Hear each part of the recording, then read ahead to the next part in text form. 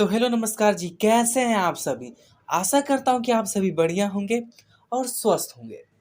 तो आज का हमारा जो वीडियो का टॉपिक होने वाला है, वो होने वाला है प्राथमिक क्षेत्र किसे कहते हैं, यानी कि प्राथमिक क्रिया किसे कहते हैं। दूसरा नंबर पर है कि द्वितीय क्षेत्र किसे कहते हैं, यानी कि द्वितीय द्वितीय जो क्रिया है उस वो किसे कहते हैं। तृतीयक क्षेत्र किसे कहते हैं, वही होगा कि तृतीयक क्रिया क्या है। और इन सभी का हम शॉर्ट कोट में आंसर जान लेते हैं, उसके बाद इसका लॉन्ग कोट आंसर जानेंगे। तो चलिए, प्राथमिक क्षेत्र किसे कहते हैं?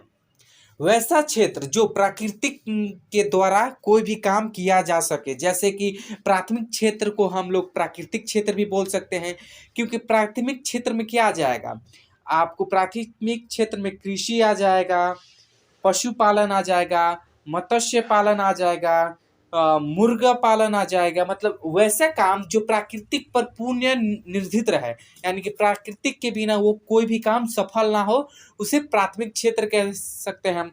अब मान लीजिए आप कृषि कृषि क्यों करते हैं? कृषि किसकी सहायता? प्राकृतिक की सहायता। अगर मान लीजिए धरती पर आप कृषि नहीं कीजिएगा तो कहाँ कीजिएगा? मत्स्य पालन। अगर प्राकृतिक न चाहे कि आपका खेत हो, मान लीजिए कि धूप ही ना निकले, प्राकृतिक धूप ही ना निकले, तो आप कृषि कर सकते हैं, आप खेती कर सकते हैं? नहीं कर सकते हैं। तो प्राथमिक क्षेत्र में कृषि आ जाएगा, प्राथमिक क्षेत्र को कृषि क्षेत्र भी कहते हैं। इसमें पशुपालन आ जाएगा, मत्स्य पालन आ जाएगा, कृषि आ जाएगा इत्यादि। अब द्वितीय क्षेत्र में चलते हैं। द्वितीय क्षेत्र में जैसे कि प्रथम जो है प्राथमिक क्षेत्र से उत्पादन किया गया जो है, जैसे कि मान लीजिए प्राथमिक क्षेत्र से उत्पादन किया गया, फिर वही द्वितीय क्षेत्र में जाके उसका विनिर्माण होगा। जैसे कि मान लीजिए प्राथमिक क्षेत्र में हमने गेहूं उगाया और गेहूं से हमको आटा चाहिए, तो हम कहाँ ले जाएंगे? हम द्वितीय क्षेत्र में ले जाएंगे। और गेहूं से हम आटा के निर्माण कर रहे हैं, यानी कि हम द्वितीय क्षेत्र में उसका विनिर्माण कर रहे हैं। तो द्वितीय क्षेत्र क्या हो जाएगा? किसी भी वस्तु को निर्माण करना द्वितीय क्षेत्र आ जाएगा। जैसे कि धान से चावल बनाना, गेहूं से आटा बनाना, ये सब क्या आ जाएगा? कपास से रुई बनाना, ये सब द्वितीय क्षेत्र में आ जाएगा, विनिर्माण। अब तृतीय क्षेत्र में चलते हैं। मान लीजिए कि हमने आटा बना दिया, गेहूं से आटा बना दिया, धान से चावल बना दिया, कपास से रुई बना दिया, कॉटन बना दिया, तो हम उसको बेचेंगे कैसे? सेवा प्रदान कर रहे हैं हम लोग, तो सेवा तृतीय क्षेत्र में क्या आ जाएगा? सेवा प्रदान करना।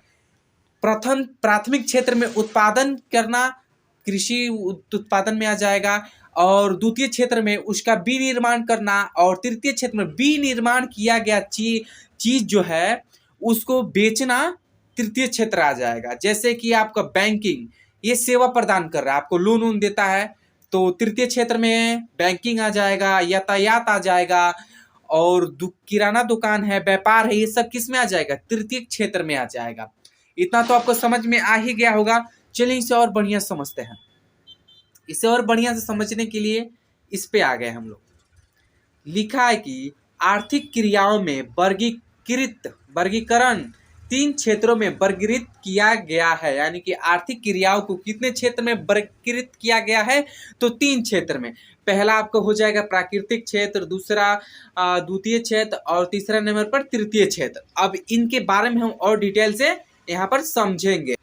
तो प्राकृतिक क्षेत्र पहला में है हमारा प्राकृतिक क्षेत्र, इसे हमने और बढ़िया से यहाँ पर समझेंगे। प्राकृतिक क्षेत्र में कृषि, वानिकी यानी कि वानिकीय, पशुपालन, मत्स्य पालन, मुर्गा पालन और खनन एवं उत्खनन शामिल है। खनन, जैसे कि मान लीजिए कहीं पर कोयला मिलता है, तो जमीन के अंदर से ही प्राकृतिक द्वारा ही ना कोयला का निर्माण होता है, तो उसे हम खून के निकालते हैं धरती को, तो खनन भी आ जाएगा, उत्खनन भी आ जाएगा। मुर्गा पालन, मत्स्य पालन, ये तो पहले बता दिए हैं आपको, यहाँ पर और अच्छे से समझ में आ गया है।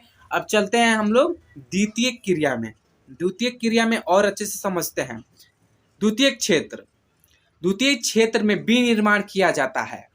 द्वितीय क्षेत्र में क्या किया जाता है? तो विनिर्माण। जैसे कि मान लीजिए गेहूं आपने प्राकृतिक क्षेत्र से उगाया, अब उसको आटा में परिवर्तित करना है, तो आपको फ्लोर मिल यानी कि आटा चक्की मशीन के पास जाना होगा। तो आटा चक्की जो मशीन है वो क्या कर रहा है?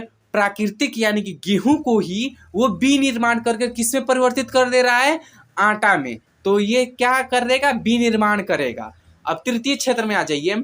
तृतीय तृतीय क्षेत्र में व्यापार, परिवहन, संचार, बैंकिंग, शिक्षा, स्वास्थ्य, बीमा, बैंकिंग आदि सेवाएं आते हैं। जैसे कि आपको सेवा प्रदान करना है तो वो कौन से क्षेत्र में आएगा? तृतीय क्षेत्र में आएगा। आपको किसी को लोन देना है यानी कि बैंक में पैसे जमा करना है तो वो भी तृतीय क्षेत्र में आएगा। आपको किसी को शिक्षा भी लेना है, जैसे आप हमसे अभी शिक्षा ग्रहण कर रहे हैं तो हम किस क्षेत्र में आएंगे? हम तृतीय क्षेत्र में आएंगे, क्योंकि हम आपको फ्री में सेवा कर रहे हैं, आपको हम पढ़ा रहे हैं, फ्री में समझा रहे हैं, तो हम किस क्षेत्र में आएंगे? तृतीय क्षेत्र में आएंगे। जैसे कि मान लीजिए कि आपके पापा कोई व्यापार कर रहे होंगे तो किस क्षेत्र में आएंगे? वो तृतीय क्षेत्र में आएंगे। और बहुत सारे व्यक्ति जो हैं वो व्यापार में लगे हैं तो उनको कौन सा क्षेत्र वाले बोलेंगे हम लोग? तो तृतीय क्षेत्र वाले बोलेंगे। बैंकिंग हो गया या यातायात, आप एक जगह से दूसरी जगह पे जाते हैं तो किस क्षेत्र में आएगा? वो भी तृतीय क्षेत्र में ही आएगा। आई होप कि ये वीडियो आपको पसंद आया होगा। अगर पसंद आया होगा तो लाइक जरूर करिएगा और चैनल को सब्सक्राइब भी कर लीजिएगा। मिलते हैं नेक्स्ट वीडियो में, तब तक के लिए जय हिंद, जय भारत, वंदे मातरम।